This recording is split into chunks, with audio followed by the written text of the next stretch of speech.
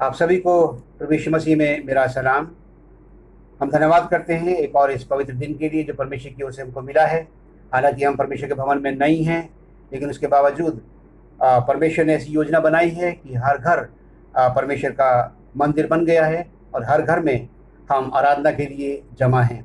मेरे मित्रों, याद रखें कि जहाँ दो या तीन उसके नाम से संगति करते हैं, परमेश्वर की उपस्थिति वहाँ पर होती है। और परमेश्वर चाहता है कि उसके लोग आत्मा और सच्चाई से उसकी आराधना करें, ताकि हमारी आराधना उसकी निकटता में ग्रहण योग्य ठहर सके। मेरे प्रियो, आज एक बहुत ही महत्वपूर्ण दिन है और हम जानते हैं कि ये वो दिन है जो कि आज से लगभग 2020 वर्ष पूर्व जब ये घटना घटी थी। और परमेश्वर ने अपनी योजना के अनुसार, अपनी प्रतिज्ञा के अनुसार अपने चेलों पर, अपने शिष्यों पर अपनी पवित्र आत्मा को उंडेला। प्रियो, ये डे ऑफ पेंटिकॉस्ट कहलाता है। आज का दिन जो है भारतीय कलीसिया के लिए, हमारे लिए एक माइलस्टोन है और बहुत ही महत्वपूर्ण दिन है, क्योंकि तमाम लोगों ने इन दिन में परमेश्वर के लोगों ने, परमेश्वर के चेलों ने परमेश्वर की योजना के अनुसार पवित्र आत्मा पाया और कलीसिया का निर्माण हुआ और कलीसिया का विस्तार हुआ। मेरे मित्रों, मैं जैसे ईस्टर, जैसे क्रिसमस की एक तिथि 25 तारीख एक नियुक्त होती है, लेकिन ईस्टर की जैसे तारीख नियुक्त नहीं होती है। और ईस्टर 22 मार्च से और 25 अप्रैल के बीच में कभी भी पड़ सकता है। इसी तरह से ये डे ऑफ पेंटिकॉस्ट जो है, मेरे मित्रों, इसका भी कोई तिथि निश्चित नहीं है, लेकिन हम इस बात को जानते हैं कि ये 10 मई से और 13 जून तक किसी भी डेट पर ये पड़ सकता है। और आज क्योंकि वो दिन है जो कि ईस्टर के दिन और उसके बाद फिर 49 दिन यानी 50वें दिन, ईस्टर के 50वें दिन ये दिन होता है। और क्योंकि प्रभु यीशु मसीह ने इस बात का वायदा अपने शिष्यों से किया था कि यरूशलेम में ठहरे रहो जब तक कि परमेश्वर की उस प्रतिज्ञा के पूरा ना हो जाए और चेले विश्वास में दृढ़ बने रहे, यरूशलेम में जमा होते रहे। और ये कारण था कि आज के दिन परमेश्वर का आत्मा उनके ऊपर उतरा और ये दिन पेंटिकॉस्ट का दिन है। मेरे और आपके जीवन के लिए बहुत महत्वपूर्ण है और परमेश्वर चाहता है कि ये दिन हर कलीसिया के लिए महत्वपूर्ण दिन बन जाए और एक और पेंटिकॉस्ट हमको मिले, ताकि अपनी गलतियों से हम पछताकर हम परमेश्वर के राज्य के विस्तार के लिए काम कर सकें। मेरे मित्रों, आप घरों पर लगातार इस कोविड-19 के विनाश के लिए प्रार्थना करते रहिए। तमाम पेशेंट्स के लिए जो इससे पीड़ित है प्रार्थना करते रहिए। तमाम वो लोग जो कि इनकी सेवा करते हैं उनके लिए भी प्रार्थना करते रहिए। और ये जान रखिए कि परमेश्वर हमारी आराधनाओं को ग्रहण कर रहा है। आज की आराधना में हम चाहते हैं परमेश्वर आशीष आप सबको दे और आज की आराधना भी उसके निकटता में ग्रहण योग्य ठहर सके और हम परमेश्वर की उपस्थिति को अपने मध्य में महसूस कर सकें। आइए प्रार्थना करें। हमारे महान सामर्थ्य दयालु परमेश्वर, धन्यवाद देते हैं आज के इस मुबारक दिन के लिए जो तेरी कृपा से और तेरे अनुग्रह से हमको देखने को मिला है। कि पितामेश्वर, तेरे पवित्र दिन में बेशक पितामेश्वर हम तेरे भवन में जमा नहीं हैं, लेकिन पितामेश्वर हम तेरी अपने घरों पर बैठकर तेरी आराधना कर पा रहे हैं। और धन्यवाद देते हैं उन तमाम माध्यमों के लिए जो तेरी ओर से मिलते हैं पितामेश्वर, जहाँ हम पितामेश्वर विभिन्न माध्यमों के द्वारा तेरे वचन को सुन सकते हैं, उन पर मनन कर सकते हैं। पितामेश्वर, जहाँ कई इबादतें होती हैं, हम चाहते हैं सब में तेरी उपस्थिति को महसूस किया जा सके और तमाम लोग पितामेश्वर तेरी ओर से आशीष पाएँ और हर जगह की आराधना तेरी निकटता में ग्रहण योग्य ठहर सके। पिताजी, हम चाहते हैं कि लोग पितामेश्वर आत्मा और सच्चाई से तेरी आराधना करें, ताकि हर जगह की आराधना तेरी निकटता में ग्रहण योग्य ठहरने वाली हो सके। पिताजी, हम प्रार्थना करते समय खासतौर से पितामेश्वर इस महामारी के लिए इसका नाश कर पिताजी, ताकि तेरी सामर्थ्य, तेरी शक्ति के द्वारा पितामेश्वर इसका नाश किया जा सके, इसका प्रकोप रुक सके, इसका बढ़ता प्रभाव पितामेश्वर रुक सके। जितने लोग इससे पीड़ित हैं सभी चंगाई की प्रार्थना करते हैं। जितने लोग पितामेश्वर और भी विभिन्न बीमारियों से पीड़ित हैं, सबकी चंगाई के लिए तुझसे प्रार्थना करते हैं। और होने दे पितामेश्वर की लगातार तेरे लोग पितामेश्वर इस बात के लिए प्रार्थना करते रहें, ताकि तू स्वर्ग में से सुनकर अपने लोगों की प्रार्थनाओं को हाँ और आमीन में उत्तर दे और इस बीमारी का नाश पितामेश्वर पूरे विश्व से खत्म होने वाला हो सके। पितामेश्वर, साथ में चाहते हैं कि जो लोग पितामेश्वर मरीजों की देखभाल करते हैं, डॉक्टर्स, नर्सिस, पैरामेडिकल स्टाफ और जितने और भी दीगर सेवाओं में लगे हुए हैं, सब पितामेश्वर तेरे हाथों में सुरक्षित रह सके और पितामेश्वर इनमें इन्फेक्शन ना हो पाए और इनके द्वारा पितामेश्वर इनके परिवारों में इन्फेक्शन ना हो पाए। पितामेश्वर, इसलिए तमाम लोगों को तेरी सुरक्षा में हम सौंप देते हैं। पितामेश्वर, विनती करते हैं अपने कलीसिया के तमाम बुजुर्गों के लिए, सभी बुजुर्गों पर चाहते हैं तेरी विशेष आशीष बनी रहे, बुजुर्गों का साया परिवारों में और कलीसिया में बना रहे। ये बुजुर्ग पितामेश्वर कलीसिया के लिए और परिवार के लिए आशीष का कारण बने रहें और तमाम इन्फेक्शन से बचे रहें। पितामेश्वर, तमाम बातों को तेरे अधीन करते हैं। एक बार फिर से पितामेश्वर, जहाँ कहीं भी बातें होती हैं तेरे हाथों में सौंप देते हैं, ताकि पूरी बातों का संचालन आत्मा और सच्चाई से हो सके और पिता में से हमारी आराधनाएं तेरे निकटता में गणने योग्य ठहर सके। प्रभु यीशु मसीह के नाम से मांगते हैं, आमीन।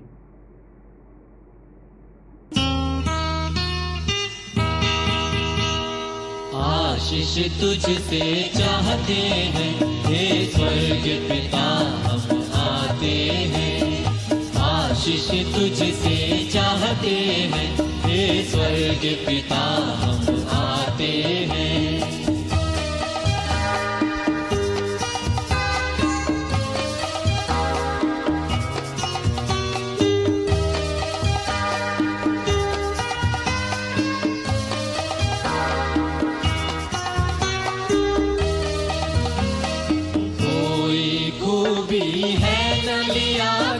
बख्शो हमको अपनी ताकत, कोई खूबी है न लियाकत, बख्शो हमको अपनी ताकत। खाली दिलों को लाते हैं, खाली दिलों को लाते हैं, हे स्वर्ग पिता हम आते हैं। आशीष तुझसे चाहते हैं, हे स्वर्ग पिता हम आते हैं।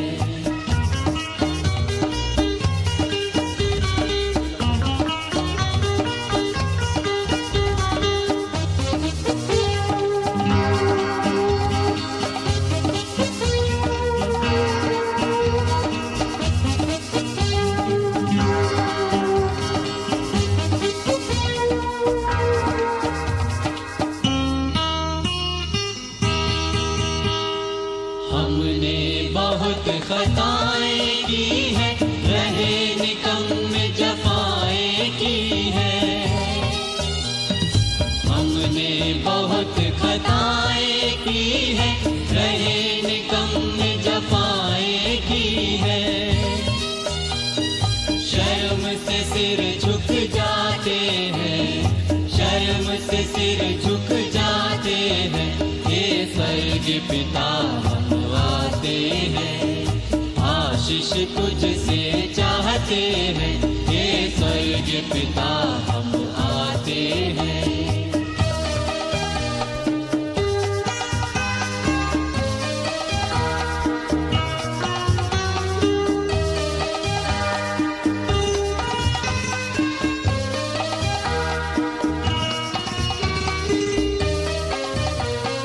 तुम हो शक्तिमान प्रभु जी, कुदरत तुम्हारी शान यीशु जी।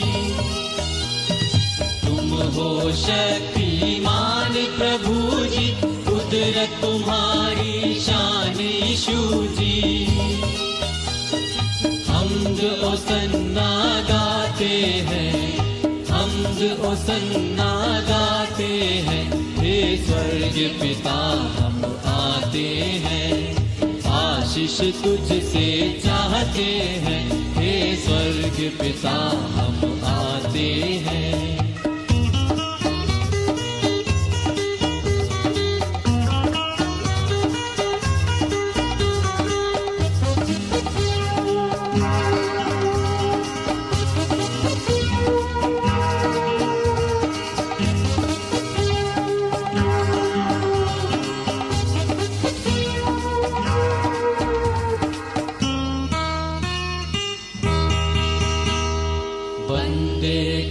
तू कभी न भूले, दुख सहे दुनिया में तूने। बंदे को तू कभी न भूले, दुख सहे दुनिया में तूने।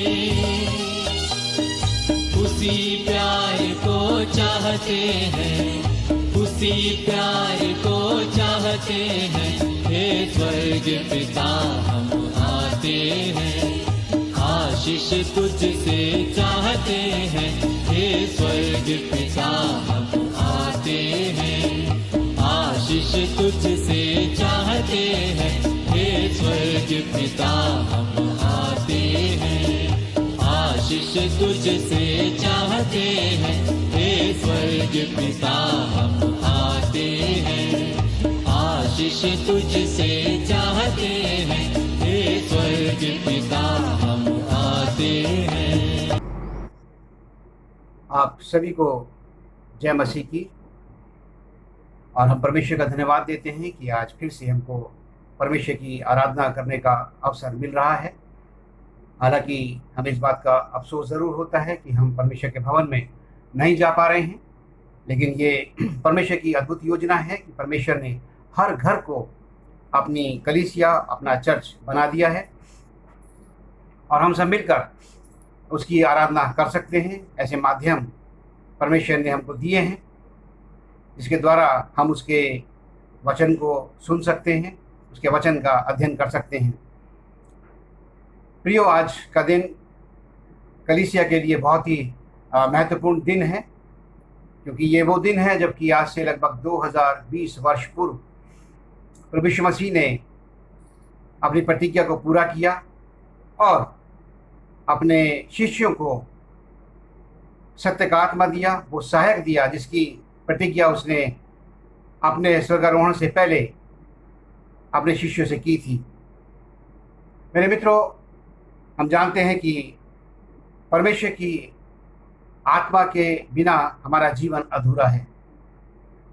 परमेश्वर अपने लोगों को अपनी आत्मा से परिपूर्ण करना चाहता है, परिपूर्ण होते हुए देखना चाहता है। हम इस बात को भी जानते हैं कि परमेश्वर ने इज़राइल कौम को चुना और उसे अपनी प्रजा बनाया, लेकिन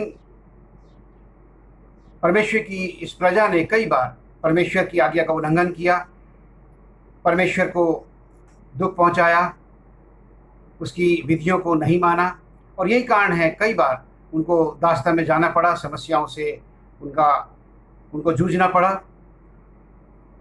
और यदि हम विलाप गीत और उसका 5वां अध्याय और 6ठे पद का अध्ययन करते हैं तो वहाँ पर इस समय यिर्मयाह जो है याद कर रहे हैं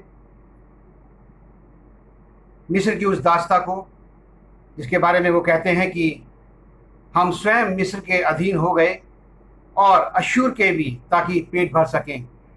जी, हम जानते हैं कि याकूब और उसके साथ जो उसके परिवार के 70 लोग थे, क्योंकि याकूब के देश में अकाल पड़ गया था और यूसुफ को परमेश्वर ने पहले से ही मिस्र में भेज दिया था। याकूब अपने परिवार के लोगों के साथ मिस्र में जाकर बस गया और फिर 430 वर्ष तक वो मिस्र की दास्ता में रहे। और अब भी जबकि यिर्मयाह इन पदों को लिख रहे हैं तो हम जानते हैं कि फिर से परमेश्वर की कौम अब इस समय बेबीलोन की दास्ता में है। 589 में हम जानते हैं कि बाबुल के राजा नबूकदनेस्सर ने यरूशलेम की घेराबंदी कर ली और 586 BC में उसने यरूशलेम पर आक्रमण करके यरूशलेम को जीत लिया और यरूशलेम में जो परमेश्वर का मंदिर था, मंदिर तोड़ डाला गया और बाबुल के राजा ने इजराइलियों को बंदी बनाया और उनको वो बाबुल ले गया। और हम जानते हैं कि इस समय बाबुल में परमेश्वर के लोग निर्वासित जीवन व्यतीत कर रहे हैं, दास्ता का जीवन व्यतीत कर रहे हैं, दुखी हैं, परेशान हैं। लेकिन परमेश्वर ने वहाँ भी यजकेल नबी को नियुक्त किया ताकि वो उनका पहरवा बन सके, परमेश्वर का संदेशवाहक बन सके और परमेश्वर के वचनों को परमेश्वर के लोगों तक पहुंचा सके और इस बात को उनको याद दिलाए कि वो कौन से कारण थे कि परमेश्वर के लोगों को मिस्र बेबीलोन की दास्ता में जाना पड़ गया। मेरे मित्रों, यदि हम इतिहास की पुस्तक देखते हैं, दूसरा इतिहास और उसका 36वां अध्याय और उसके 14 से 16 पद में देखें तो यहाँ वो तमाम कारण लिखे हैं जिसके कारण फिर से परमेश्वर की प्रजा इज़राइल को बाबुल की दास्ता में जाना पड़ा। और यहाँ पर लिखा हुआ है कि सब प्रधान याजकों ने और लोगों ने भी अन्य जातियों के से घिनौने काम करके बहुत बड़ा विश्वासघात किया और परमेश्वर के भवन को जो उसने यरूशलेम में पवित्र किया था अशुद्ध कर डाला। उनके पूर्वजों के परमेश्वर ने बड़ा यत्न करके अपने दूतों से उनके पास कहला भेजा, क्योंकि वह अपनी प्रजा और अपने धाम पर तरस खाता था। परंतु वे परमेश्वर के दूतों को ठट्ठों में उड़ाते, उसके वचनों को तुच्छ जानते और उसके नबियों की हंसी करते थे। अतः यहोवा अपनी प्रजा पर ऐसा झुंझला उठा कि बचने का कोई उपाय न रहा। जी हाँ, परमेश्वर ने यजकेल को नियुक्त किया ताकि वो इस बात को इजरायलियों को बता दे कि उसने परमेश्वर की आज्ञा का उल्लंघन किया। परमेश्वर ने जो अपने दूत और भविष्यवक्ता भेजे उनका उन्होंने उपहास उड़ाया, उनको ठट्ठों में उड़ाया, परमेश्वर का अनादर किया। और यही कारण है कि आज वो बाबुल की दास्ता में है, उनका जीवन समस्या का जीवन है और वो इस समय निर्वासित जीवन व्यतीत कर रहे हैं। प्रियो, लेकिन परमेश्वर का वचन बताता है कि परमेश्वर सदा अपने लोगों से क्रोधित नहीं रहता, सदा अपना क्रोध बना के नहीं रखता है, परंतु परमेश्वर दयालु परमेश्वर है, अनुग्रहकारी परमेश्वर है और अपने लोगों की सुधि लेता है, उनको संभालना वो जानता है। यदि हम यहेजकेल नबी की पुस्तक उसका 33वां अध्याय और उससे आगे का अध्ययन करें, यहाँ पर हम पाते हैं कि परमेश्वर ने अपनी प्रजा को वापस यरूशलेम में पहुंचाने के लिए योजना बनाई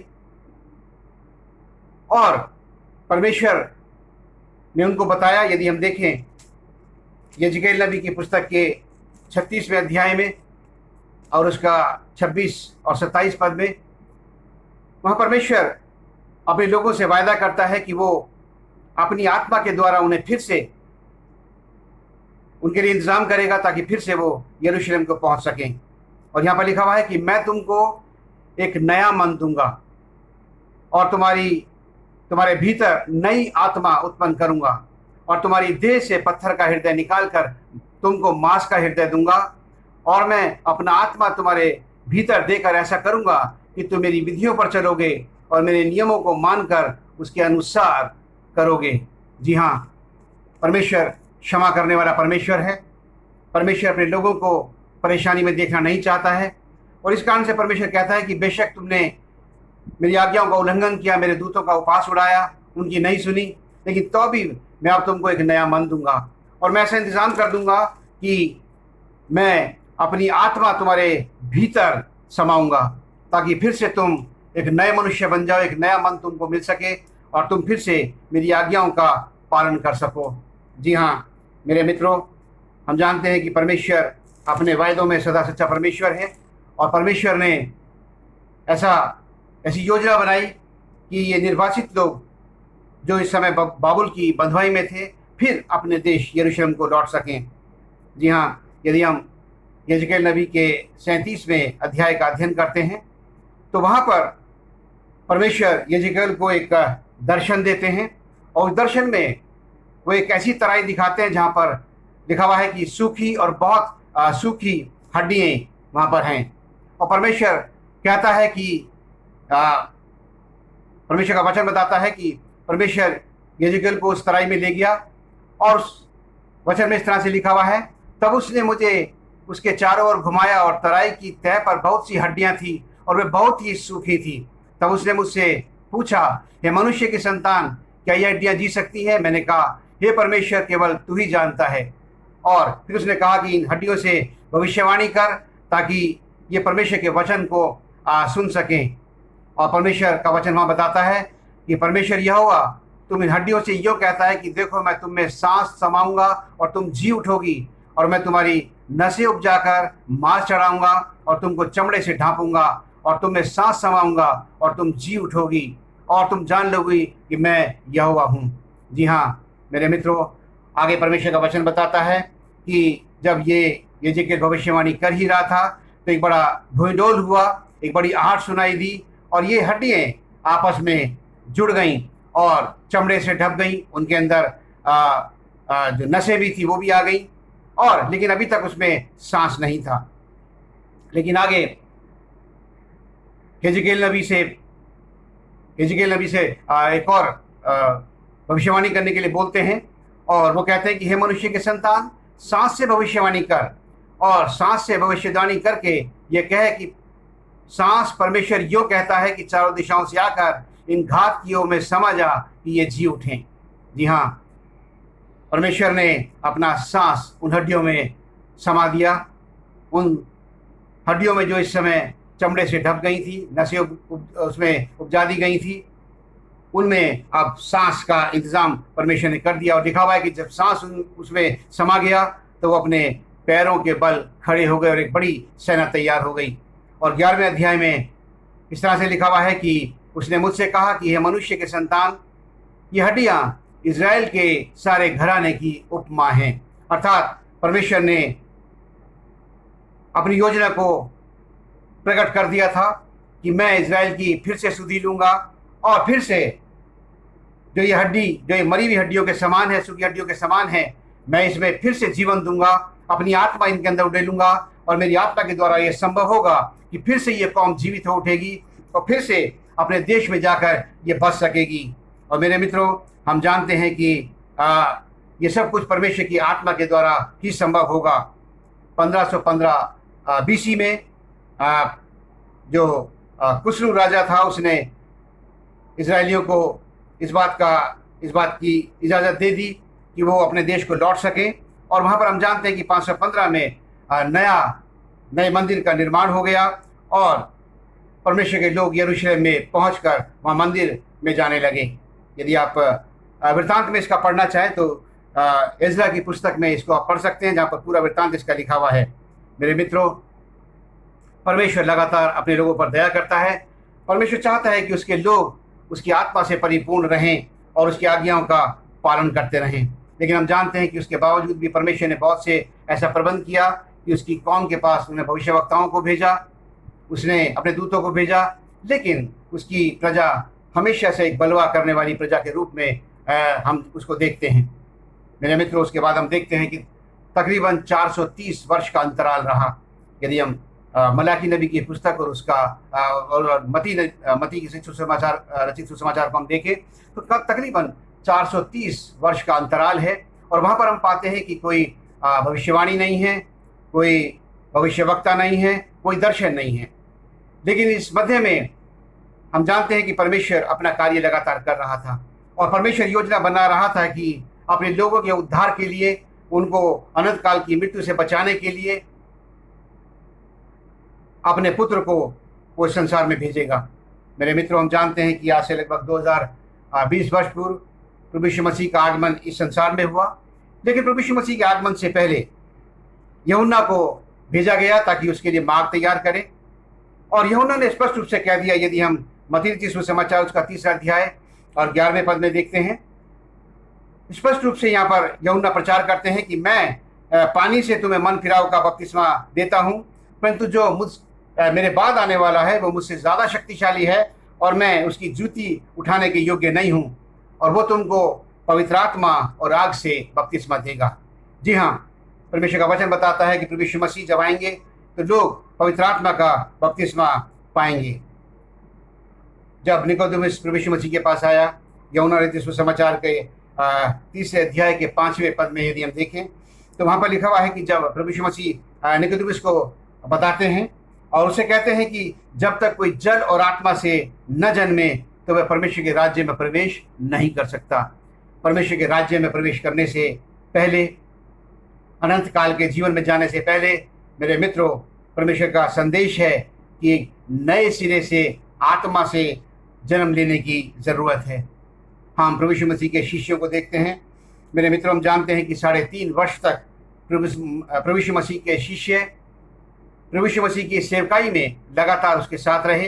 तमाम आश्चर्य कर्मों को देखा, मुर्दों को जीवित होते हुए देखा, कोढ़ियों को शुद्ध होते हुए देखा, बीमारों को चंगाई पाते हुए देखा। इसके बावजूद हम जानते हैं कि अभी तक शायद वो प्रभु यीशु मसीह को जिस रूप में जानना चाहिए था उस रूप में वो नहीं जान पाए थे, क्योंकि अभी भी वो प्रभु यीशु मसीह की शक्ति और सामर्थ्य पे, उसके सर्वव्यापी और सर्वज्ञानी होने पर शक शायद करते थे। जब प्रभु यीशु मसीह झील पर चलते थे तो वो उनको भूत नजर आते थे। जब प्रभु यीशु मसीह इस बात के लिए कहते थे कि 5000 की भीड़ के लिए खाने का इंतजाम करो, तो आज भी वो कहते थे कि इतनी बड़ी भीड़ के लिए खाना हम कहाँ से लाएं। मेरे मित्रों, जब प्रभु यीशु मसीह नाव में है, तूफान आता है तो वो डर जाते हैं और प्रभु यीशु मसीह से कहते हैं कि तू सो रहा है, और हम नाश हुए जाते हैं। आज भी याकूब और यूहन्ना प्रभु यीशु मसीह से केवल सांसारिक राज्य की बात करते हैं कि जो अपने राज्य में आए तो हम में से एक तरह दाहिनी ओर बैठे, एक बाएं बैठे। पतरस प्रभु यीशु मसीह का 3 बार इनकार कर देता है, यहाँ तक कि जब प्रभु यीशु मसीह की मृत्यु हो गई तो मेरे मित्रों, प्रभु यीशु मसीह के जो शिष्य थे कोई उनके साथ नहीं था। उनकी शरीर को उठाने के लिए शमौन कुरैनी आया, अरमतिये का यूसुफ और निकोदेमुस ने पिलातुस से उनकी लोथ मांगी और उनको मलमल के कपड़े में लपेटकर कब्र में रखा। प्रभु यीशु मसीह 40 दिन तक अपने जीवित हो उठने के बाद लगातार अपने शिष्यों से बात कर रहे थे, लेकिन अभी भी शिष्य केवल कह रहे थे, क्या तू इसी समय इजराइल को उसका राज्य फेर देगा? मेरे मित्रों, हम जानते हैं कि जब तक पवित्र आत्मा उनके पास नहीं था, वो परमेश्वर की योजना को नहीं समझ पा रहे थे, और इसीलिए प्रभु यीशु मसीह ने उनसे पहले ही कह दिया था कि मैं जाता हूं, लेकिन मैं पिता से विनती करूंगा कि वह तुम्हारे लिए एक सहायक देगा और वह सदा तुम्हारे साथ रहेगा। यूहन्ना रचित सुसमाचार उसका 14वां अध्याय और उसके 16वें पद में यदि हम इस बात को पढ़ते हैं। उसके बाद भी मेरे मित्रों, यदि हम देखें यूहन्ना रचित सुसमाचार और उसका 15वां अध्याय और उसकी 26वें पद, और यूहन्ना रचित सुसमाचार उसका 16वां अध्याय और 13वें पद में प्रभु यीशु मसीह स्पष्ट रूप से कहते हैं कि वो सहायक जो होगा वो सत्य का आत्मा होगा जो पिता की ओर से निकलता है, और उस समय चेले जो हैं वो आत्मा का बपतिस्मा पाएंगे और उसकी सामर्थ्य को देखेंगे। जी हाँ मेरे मित्रों, ये वो आत्मा था जिसका जिक्र हम तब पाते हैं जबकि प्रभु यीशु मसीह अपनी क्रूस पे से 7वीं और अंतिम वाणी को बोलते हैं, और प्रभु यीशु मसीह कहते हैं, हे पिता, मैं अपनी आत्मा तेरे हाथ में सौंपता हूँ। हे पिता, मैं अपनी आत्मा तेरे हाथों में सौंपता हूँ, क्योंकि ये वो आत्मा थी जो वापस उसके चेलों के पास आनी थी, जिसकी प्रतिज्ञा उसने की थी सहायक के रूप में। बेशक शरीर के रूप में प्रभु यीशु मसीह उनके साथ नहीं थे, लेकिन प्रभु यीशु मसीह का वायदा था कि मैं तुम्हें अनाथ नहीं छोड़ूंगा। इसलिए वो आत्मा जो कि परमेश्वर के हाथों में प्रभु यीशु मसीह ने सुरक्षित सौंपी थी, उस आत्मा के दान को इस समय चेलों ने पाना था। और हम जानते हैं कि प्रभु यीशु मसीह ने लगातार 40 दिन तक अपने जीवित हो उठने के बाद शिष्यों से बातचीत की और उनसे कहा कि यरूशलेम को मत छोड़ो जब तक कि परमेश्वर के उस प्रतिज्ञा को पूरा होते हुए ना देख लो। और मेरे मित्रों, ये परमेश्वर का वचन था, ये भविष्यवक्ता का वचन था जो उस समय पूरा हुआ। हम जानते हैं कि योएल नबी की जो किताब है उसके 2 अध्याय और 28 और 29 पद में योएल नबी भविष्यवाणी करते हैं, और यहाँ पर हम देखते हैं लिखा हुआ है कि उन बातों के बाद मैं सब प्राणियों पर अपना आत्मा उंडेलूंगा और तुम्हारे बेटे और बेटियां भविष्यवाणी करेंगे और तुम्हारे पुण्य स्वप्न देखेंगे और तुम्हारे जवान दर्शन देखेंगे और तुम्हारे दास और दासियों पर भी मैं उन दिनों में अपना आत्मा उंडेलूंगा। यहाँ पर बार बार योएल नबी कहते हैं कि परमेश्वर अपना आत्मा उंडेलेगा। वो आत्मा उंडेलेगा जो प्रभु यीशु मसीह के पास था, जिसने प्रभु यीशु मसीह को अपनी 7वीं वाणी में अपने पिता के पास सुरक्षित सौंप दिया था, क्योंकि इस आत्मा की जरूरत अब उनके शिष्यों को थी। और हम जानते हैं मेरे मित्रों, आज ही का वो दिन था, पिन्तेकुस्त का दिन था, जब यरूशलेम में तमाम चेले इकट्ठे थे और पिन्तेकुस्त के दिन परमेश्वर का आत्मा अपने चेलों पर उंडेला गया। जी हाँ मेरे मित्रों, इससे पहले कि मसीहों के लिए ये दिन एक महत्वपूर्ण दिन बन पाए, हम जानते हैं कि इजरायलियों के लिए इस दिन का बहुत ही महत्व था, क्योंकि लेवी व्यवस्था की पुस्तक को यदि हम देखें उसके 30वें अध्याय में, तो वहाँ 3 पर्वों का जिक्र है जिसमें हर यहूदी को, हर इजरायली को यरूशलेम में आना अवश्य था।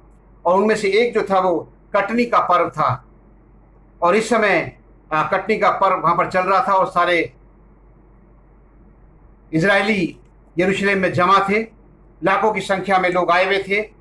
और यहाँ पर हम जानते हैं कि जब पवित्र आत्मा चेलों पर उंडेला गया तो वहाँ पर तकरीबन 16 देशों के लोग थे, 16 भिन्न भिन्न भाषाओं के बोलने वाले लोग थे।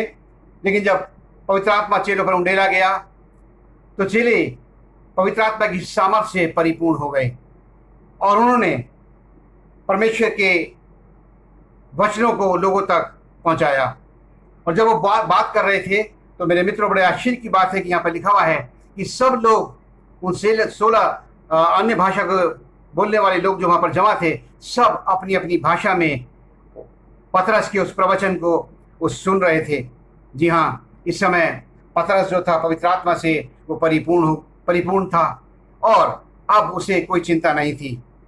जी हाँ, आज हम जानते हैं कि वो पतरस जो कि डर के मारे 3 बार प्रभु यीशु मसीह का इनकार कर चुका था, आज वो एक साहसी पतरस, आज वो तमाम चेले जो प्रभु यीशु मसीह को छोड़कर चले गए थे, आज वो तमाम चेले पवित्र आत्मा से परिपूर्ण हैं। आज वो चेले साहस से कह सकते हैं, जब उनको मना किया जाता है तो साहस से वो कह सकते हैं कि आकाश के नीचे इस पृथ्वी पर प्रभु यीशु मसीह के नाम को छोड़कर और कोई दूसरा नाम दिया ही नहीं गया जिसके द्वारा उद्धार संभव हो। जी हाँ, आज वो सताव से नहीं डर रहे हैं, आज वो कैद खाने में जाने से नहीं डर रहे हैं, आज वो कोड़े खाने से नहीं डर रहे हैं, आज वो किसी व्यक्ति से नहीं डर रहे हैं, बल्कि आज वो साहस के साथ तमाम लोगों को उत्तर दे रहे हैं। और जब उनको मना किया जाता है कि प्रभु यीशु मसीह के नाम से प्रचार ना करें, तो बड़े स्पष्ट रूप से चेले कहते हैं कि ये हमसे नहीं हो सकता कि हम परमेश्वर की बात से बढ़कर तुम्हारी बातों को माने। ये हमसे नहीं हो सकता कि जिसको हमने देखा है और सुना है हम वो ना कहें। जी हाँ मेरे मित्रों, आज तमाम चेले एक परिवर्तित चेले थे। उनका व्यक्तित्व, उनका जीवन, उसकी पर्सनैलिटी बदल चुकी थी, क्योंकि उन्होंने पवित्र आत्मा की सामर्थ को पा लिया था। मेरे मित्रों, पवित्र आत्मा की सामर्थ के द्वारा हम जानते हैं कि जब पतरस ने प्रचार करना शुरू किया तो एक ही दिन में 3000 लोग बचाए गए, 3000 आत्माओं को जीत लिया गया। 3000 आत्माओं के जीवन में परमेश्वर के पवित्र आत्मा ने काम किया और ये परमेश्वर का राज्य का विस्तार होता चला गया। उसके बाद हम जानते हैं किस तरह से 5000 लोग परमेश्वर की निकटता में आए और चेलों पर सताव तो आया, स्तिफनुस को मारा तो गया, लेकिन पवित्र आत्मा का कार्य लगातार बढ़ता चला गया और परमेश्वर के राज्य का विस्तार होता चला गया। जी हाँ, प्रभु यीशु मसीह के शिष्यों को, हालांकि वो 3.5 साल तक प्रभु यीशु मसीह के साथ रहे थे, सेवा कार्य में भाग लिया था, उसके सहयोगी बनकर उसके साथ चल रहे थे, लेकिन आज भी अगर किसी चीज़ की उनके अंदर कमी थी तो वो पवित्र आत्मा की सामर्थ की कमी थी। अभी तक वो विश्वास में शायद उतने परिपक्व नहीं थे जितना उनको होना चाहिए था, क्योंकि पवित्र आत्मा का दान उन्होंने नहीं पाया था। लेकिन जैसे ही पवित्र आत्मा का दान उनको मिला, वो परमेश्वर की सामर्थ से परिपूर्ण हो गए और अब वो मेरे मित्रों इस पवित्र आत्मा के विषय में लगातार लोगों से बातचीत करते हैं और लोगों को उत्साहित करते हैं कि वो पवित्र आत्मा की सामर्थ से परिपूर्ण रहें।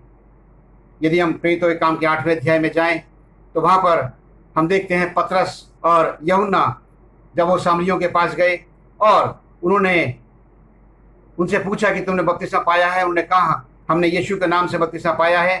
तो पतरस और यूहन्ना ने उन्होंने पवित्र आत्मा के बपतिस्मे के बारे में विस्तार से बताया और उनको पवित्र आत्मा का दान दिया गया। मेरे मित्रों, आज बहुत ज़्यादा आवश्यकता है इस बात की कि आज हमारी कलीसियाओं को फिर से पवित्र आत्मा का दान मिले। एक और पेंतिकुस्त की ज़रूरत है आज हमारी कलीसियाओं को, हमारे व्यक्तिगत जीवन को। मेरे मित्रों, हम जानते हैं कि हमारी जब कलीसियाओं की स्थापना हुई तो जिन लोगों ने इसकी स्थापना की उनके अंदर एक सेक्रीफाइस का जीवन था, उनके अंदर त्याग का जीवन था, उनके अंदर परमेश्वर के राज्य के विस्तार करने का एक इच्छा थी। और यही कारण था कि आज हम जानते हैं कि हमारे जो पूर्वज थे उन्होंने कलीसियाओं की स्थापना की ताकि परमेश्वर के राज्य का विस्तार हो। उन्होंने मसीह संस्थाओं की स्थापना की ताकि उनके माध्यम से भी परमेश्वर के राज्य का विस्तार हो, परमेश्वर के लोगों को वो तमाम सुविधाएं मिल सकें जो परमेश्वर चाहता है। मेरे मित्रों, यदि हम आरंभिक कलीसियाओं को देखें, परमेश्वर के कार्य में लगातार आगे बढ़ती चली जा रही थी। लेकिन आज यदि हम स्थिति को देखें तो मेरे मित्रों, कहीं ना कहीं परमेश्वर के कार्य में रुकावट आई है। कहीं ना कहीं कुछ ऐसा हमारे कलीसियाओं में, हमारे लीडर्स में है कि परमेश्वर के राज्य का विस्तार नहीं हो पाया है। परमेश्वर का कार्य रुक गया है और जो योजना परमेश्वर ने बनाई थी, जिन उद्देश्यों के लिए हमारी कलीसियाएं और संस्थाएं स्थापित की गई थी, कहीं ना कहीं मेरे मित्रों हम उस उद्देश्य से भटक गए हैं। और इसको आज बहुत ज़्यादा समझने की ज़रूरत है, क्योंकि मेरे मित्रों परमेश्वर का वचन बताता है कि जिसको ज़्यादा दिया गया है उससे ज़्यादा लिया जाएगा। यदि हम परमेश्वर के काम में कोताही बरतेंगे, यदि हम परमेश्वर के कार्य को आगे नहीं बढ़ाएंगे, तो एक एक पल का हमको हिसाब देना पड़ेगा।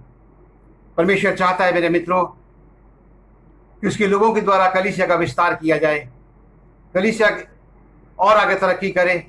मसीह संस्थाएं जिन उद्देश्यों के लिए स्थापित की गई थी, वो उद्देश्य पूरा हो सके। मेरे मित्रों, हम जानते हैं कि आज ज़्यादातर हमारी जो संस्थाएं हैं, आज मेरे मित्रों हमने उसको कमर्शियलाइज कर दिया गया है। कहीं ना कहीं स्वार्थ हावी हो गया है और यही एक हम कारण कह सकते हैं कि परमेश्वर के कार्यों में बाधा बन गया है। मेरे मित्रों, आज ज़रूरत है एक और पेंतिकुस्त की, जो हमारी कलीसियाओं के लिए बहुत ज़्यादा ज़रूरी है, ताकि हमारी कलीसियाएं फिर से पवित्र आत्मा से परिपूर्ण होकर परमेश्वर की अपेक्षाओं पर खरी उतर सकें, उस कार्य को आगे बढ़ा सकें, परमेश्वर के राज्य का विस्तार हो सके। और बहुत से ऐसे लोग हैं जो परमेश्वर के वचन से वंचित हैं, परमेश्वर का वचन उन तक पहुंच सके और हम अपने आप को स्थापित कर सकें कि हम परमेश्वर के दास और दासियां हैं। हमारे अंदर परमेश्वर का आत्मा काम करता है। आज संजीदगी से मेरे मित्रों अपने अपने कलीसियाओं के बारे में सोचने की ज़रूरत है। यदि हम मेरे मित्रों देखना चाहें तो प्रकाशित वाक्य की पुस्तक में हम जानते हैं कि 7 कलीसियाओं का जिक्र है जो एशिया माइनर की कलीसियाएं हैं। और जब भी उनका जिक्र आता है तो वहाँ पर एक बात बहुत ही महत्वपूर्ण लिखी है, और वहाँ पर लिखा हुआ है कि आत्मा कलीसियाओं से क्या कहता है। आत्मा कलीसियाओं से क्या कहता है, इस बात को मेरे मित्रों रिपीट किया गया है। मेरे मित्रों, आज बहुत ज़्यादा आवश्यकता इस बात की है कि हम इस बात को जानें कि आत्मा कलीसियाओं से क्या कहता है। और यदि में इस बात का अंदेशा होता है कि आज हमारी कलीसियाएं किसी भी चीज़ में अगर पीछे रह गई हैं, या कोई भी ऐसी बात है जो प्रकाशित वाक्य की पुस्तक के 2 और 3 अध्याय में जो 7 कलीसियाएं हैं उनके बारे में लिखी गई है, तो आज ज़रूरत है उनको अपने मध्य से दूर करें, ताकि स्पष्ट वाणी इस बात परमेश्वर की वाणी को हम सुन सकें और इस बात को जान सकें कि आज के दिन में परमेश्वर का आत्मा हमसे क्या चाहता है। मेरे मित्रों, कलीसिया के रूप में परमेश्वर चाहता है कि फिर से पेंतिकुस्त आए ताकि कलीसियाएं आत्मा से परिपूर्ण हो जाएं, लेकिन साथ में हमारे व्यक्तिगत जीवन के लिए भी मेरे मित्रों हमें आत्मा से परिपूर्ण होना बहुत ज़्यादा ज़रूरी है।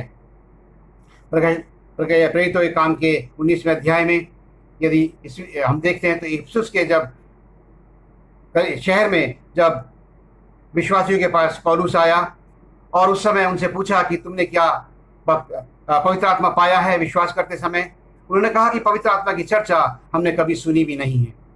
और वहाँ पर मेरे मित्रों, पौलुस ने लोगों पर हाथ रखे और लोगों ने पवित्र आत्मा पाया। मेरे मित्रों, आज अपने आप को जांचें, हम जो उसके अपने लोग हैं, क्या हम आज पवित्र आत्मा पाए हुए लोग हैं? ये बहुत बड़ा प्रश्न आज हमारे सामने खड़ा है। मेरे मित्रों, परमेश्वर का वचन बताता है यदि आज तक भी हमने पवित्र आत्मा नहीं पाया है, आज भी पवित्र आत्मा से परिपूर्ण होना यदि हम चाहते हैं, तो परमेश्वर का वचन बताता है कि परमेश्वर से हम पवित्र आत्मा को मांगें। परमेश्वर मसीह लूका रचित सुसमाचार उसके 11वें अध्याय और 13वें पद में कहते हैं, सो जब तुम बुरे होकर अपने बच्चों को भली वस्तुएं देना जानते हो, तो तुम्हारा स्वर्गीय पिता अपने मांगने वालों को पवित्र आत्मा क्यों ना देगा। मेरे मित्रों, ये एक व्यक्तिगत प्रश्न है, व्यक्तिगत जवाब हमको देना है। क्या आज हमें पवित्र आत्मा की आवश्यकता है? इस पेंतिकुस्त के दिन में कलीसिया को ज़रूरत है कि एक दूसरा पेंतिकुस्त आए। यदि हमारे जीवन में अभी तक पवित्र आत्मा का काम नहीं है, हमारे जीवन में भी आज पेंतिकुस्त की ज़रूरत है कि हम भी परमेश्वर की आत्मा से परिपूर्ण हो जाएं। परमेश्वर से प्रार्थना करें कि परमेश्वर हमें पवित्र आत्मा दे, ताकि हम तेरे सच्चे गवाह बनकर लोगों के सामने खड़े हो सके और जिस बात की अपेक्षा तू हमसे करता है उसमें पूरा उतर सकें। मेरे मित्रों, याद रखें, पौलुस रोमियो की पत्री में 8वें अध्याय के 14वें पद में लिखते हैं, इसलिए कि जितने लोग परमेश्वर के आत्मा के चलाए चलते हैं वही परमेश्वर के पुत्र हैं। बहुत ज़्यादा जानना है कि जितने परमेश्वर की आत्मा के चलाए चलते हैं वही परमेश्वर के पुत्र हैं। और केवल यहीं तक सीमित नहीं है मेरे मित्रों, परमेश्वर का वचन आगे बताता है, इसी अध्याय के 19वें पद में देखें तो एक बड़ी जिम्मेदारी हम पर है, आप पर है, हम सब पर है। यहाँ पर लिखा हुआ है, सृष्टि, क्योंकि सृष्टि बड़ी आशा भरी दृष्टि से परमेश्वर के पुत्रों के प्रकट होने की बाट जो रही है। क्योंकि सृष्टि बड़ी आशा भरी दृष्टि से परमेश्वर के पुत्रों के प्रकट होने की बाट जो रही है। और मेरे मित्रों, आज सारी सृष्टि हमारी ओर दृष्टि लगाए हुए है। कर्तव्य हमारा बनता है हम अपने आप को परमेश्वर के पुत्रों के रूप में स्थापित करें, ताकि जो सृष्टि हमारी और आशा भरी दृष्टि से प्रकट होने की बाट जो रही है, हम उसमें खरे उतरें, लोगों की अपेक्षाओं पर खरे उतर सकें और परमेश्वर की आत्मा हमारे अंदर निवास करे और आत्मा के फल हमारे अंदर लिखने वाले हो सकें, ताकि हमारे केवल बोलने से नहीं बल्कि हमारे व्यवहार से लोग प्रभावित होकर परमेश्वर में जुड़ने वाले हो सकें। परमेश्वर हम सबको बड़ी आशीष दे। आइए प्रार्थना करें। हमारे महान सामर्थी और दयालु परमेश्वर, हम धन्यवाद करते हैं कि आज तूने हम सब की आराधनाओं को पितामेश्वर जो हमारे घरों पर की गई हैं ग्रहण किया है। पितामेश्वर, हम धन्यवाद देते हैं तूने अपने बच्चों को मन दिया है कि वो लगातार तेरे संपर्क में बने रहते हैं और अपने घरों पर बैठकर तेरी आराधना करते हैं और बहुत से विषयों पर तुझसे निवेदन और प्रार्थनाएं करते हैं। पितामेश्वर, हम इस समय हाथों से विनती करते हैं, जबकि पितामेश्वर आज पूरा विश्व की कलीसियाएं पितामेश्वर पेंटेकोस्ट के दिन को मनाती हैं। उन्होंने पितामेश्वर की जो गलतियां पितामेश्वर तेरी कलीसियाओं ने की हैं, तेरी संस्थाओं ने की हैं, तेरे मार्ग से भटक गए हैं। आज पितामेश्वर पेंटेकोस्ट के दिन काश कि वो अपनी गलतियों का एहसास कर सकें और पितामेश्वर उन उद्देश्यों को पूरा कर सकें जिन उद्देश्यों के लिए पितामेश्वर हमारी कलीसियाएं और हमारी संस्थाएं पितामेश्वर नियुक्त की गई थी, इनकी स्थापना की गई थी, ताकि पितामेश्वर उन तमाम मिशनरीज़ के लिए, उन तमाम हमारे प्राचीनों की आत्माओं को पितामेश्वर आनंद हो कि पितामेश्वर उनके बताए हुए मार्ग पर लोग चल रहे हैं और पितामेश्वर हम उनकी अपेक्षाओं पर खरे उतर सके। और साथ में पितामेश्वर तेरी मर्जी को भी जो पितामेश्वर तूने उनके द्वारा पितामेश्वर प्रकट की थी, तेरी मर्जी पितामेश्वर तमाम कलीसियाओं से और संस्थाओं से पूरी हो सके और तमाम संस्थाएं और कलीसियाएं मिलकर बहुत से लोगों की आत्माओं को जीतने का काम कर सकें और पितामेश्वर अपने अपने क्षेत्रों में पितामेश्वर तेरे नाम को महिमा देने का काम कर सकें। हमारी कलीसियाएं, हमारे संस्थान, हमारे परिवार जहाँ रहते पितामेश्वर, जहाँ पर स्थापित किए गए हैं, दूसरों के लिए पितामेश्वर ठोकर का बाइस न बने बल्कि आशीष का कारण बन जाएं, ताकि इनके जीवनों को देखकर, इनके व्यवहारों को देखकर बहुत से लोग प्रभावित होकर पितामेश्वर तुझे जानने पाएँ और यूँ पितामेश्वर बहुत सी आत्माएं तेरे झुंड में शामिल की जा सकें। पितामेश्वर समय हम धन्यवाद देते हैं कि तूने हर घर की प्रार्थना को ग्रहण किया है और हमें आशीष दी है। पितामेश्वर के साथ विनती करते हैं उन तमाम परिजनों के लिए जिनके जन्मदिन और जिनकी वेडिंग एनिवर्सरीज इस सप्ताह में हैं, जिनकी वेडिंग एनिवर्सरीज हैं, उनके कपल पर तेरी आशीष चाहते हैं और विनती करते हैं पितामेश्वर कि इसी तरह से बहुत सी वेडिंग एनिवर्सरीज वो साथ साथ मनाते रहें, लेकिन साथ में अपने जीवन में प्रथम स्थान तुझे दे सकें। उनके घर पितामेश्वर तेरी ओर से बहुत आशीष पाएँ। पितामेश्वर साथ में जिनके बर्थडेज हैं उनके जीवन को तेरे हाथों में सौंप देते हैं। पितामेश्वर विनती करते हैं कि पितामेश्वर तूने इतने साल तक जब उनको संभाला है, जीवितों के संसार में रखा है, आने वाला साल उनके लिए बहुत सी आनंद, बहुत सी खुशी लाने वाला साल हो सके। और इस वर्ष में पितामेश्वर वो तेरी निकटता में और तेरी जान पहचान में और ज़्यादा आगे बढ़ने वाले हो सकें। पितामेश्वर तेरे तमाम लोगों पर के लिए पितामेश्वर विनती करते हैं कि अपने आकाश की झरोखे खोल दे, संसारिक और आत्मिक आशीषों की वर्षा कर, हर एक को संभाल। धन्यवाद देते हैं तूने हमारी प्रार्थना को ग्रहण किया है। सारी बातों को अपनी आत्मा प्राण को पितामेश्वर तेरे हाथों में सौंप देते हैं। प्रभु यीशु मसीह के नाम से मांगते हैं, आमीन। और अब हमारे प्रभु यीशु मसीह का अनुग्रह, पिता परमेश्वर का प्रेम और पवित्र आत्मा की सहभागिता हम सभी के साथ, तमाम घरों पर जो बातें होती है उनके साथ और तमाम ईमानदारों के साथ आज से हमेशा तक होती रहे, आमीन।